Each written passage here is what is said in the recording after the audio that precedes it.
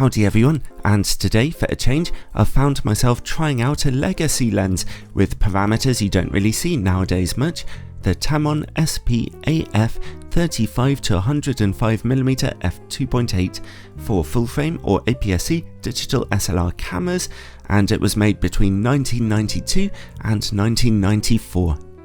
But before that, importantly, I'd like to say congratulations to Diego Rivera for being the first to comment on no less than 6 of my videos.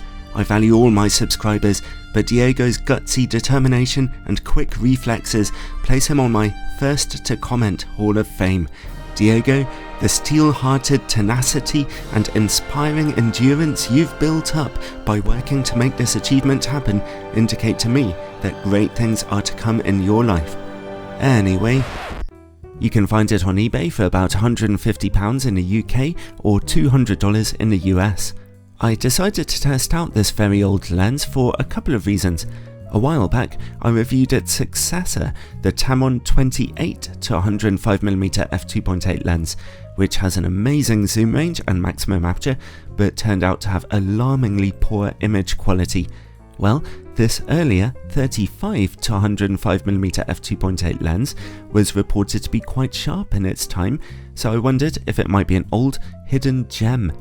Also, I was curious to see how far lens designs have moved on nowadays, especially considering that Tamron's current lenses are generally pretty excellent. The zoom range of 35 to 105mm is pretty impressive for an f2.8 lens. 35mm is only a reasonably wide angle on a full-frame camera, but 105mm gives you some real reach.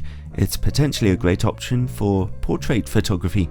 And of course, the f2.8 maximum aperture is quite bright, helping you to shoot in darker situations and get out of focus backgrounds. So, potentially a useful lens. Let's look at the build quality. This lens is surprisingly small considering its zoom range and wide maximum aperture. The 28 to 105mm version is almost twice as big as this. A generous amount of metal is used in its construction, and it weighs 700 grams or about 1.5 pounds. The zoom ring is made of rubber and generously emblazoned with Tamron's old logo. It turns smoothly but not very evenly. The focus ring is rubberized and turns fantastically smoothly, but only about 80 degrees or so. It's not very precise. Unfortunately, the front of the lens turns also, which will cause annoyance for anyone using polarizing or graduated filters. Do not turn the focus ring when the lens is set to autofocus, an extremely easy thing to accidentally do. You will wear down the focus motor's gears. Okay, the autofocus.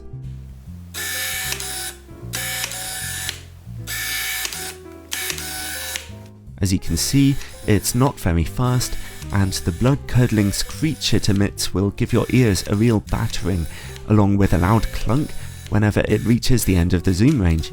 Worst of all, the autofocus was extremely inaccurate on my copy of the lens, which was the best copy I could find, by the way.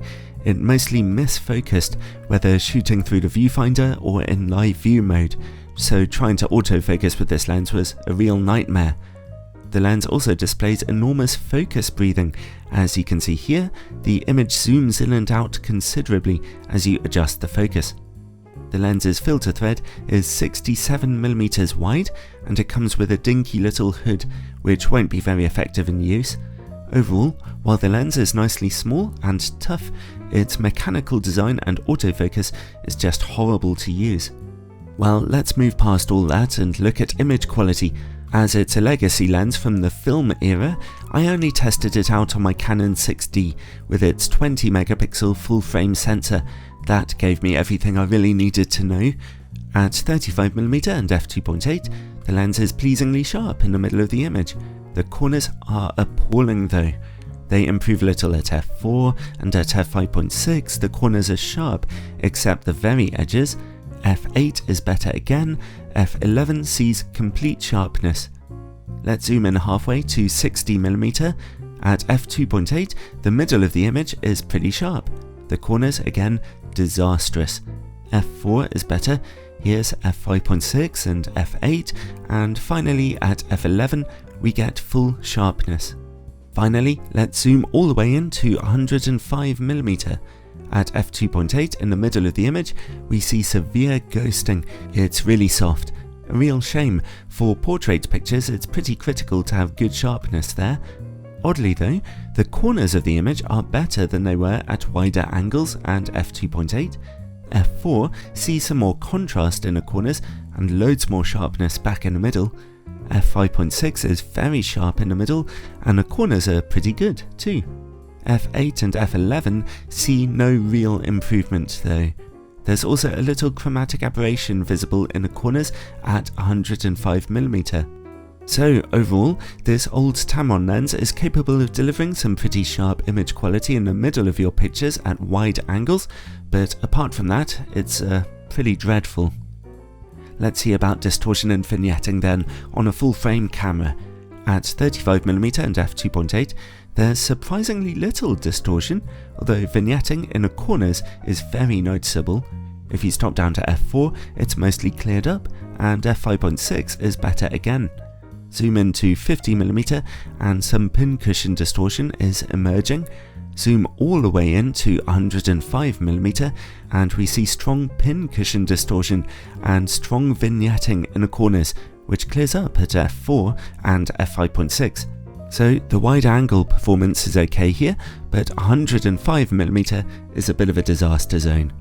When it comes to its closest focus distance, the lens can only focus down to 1 meter. Terrible for a standard zoom lens.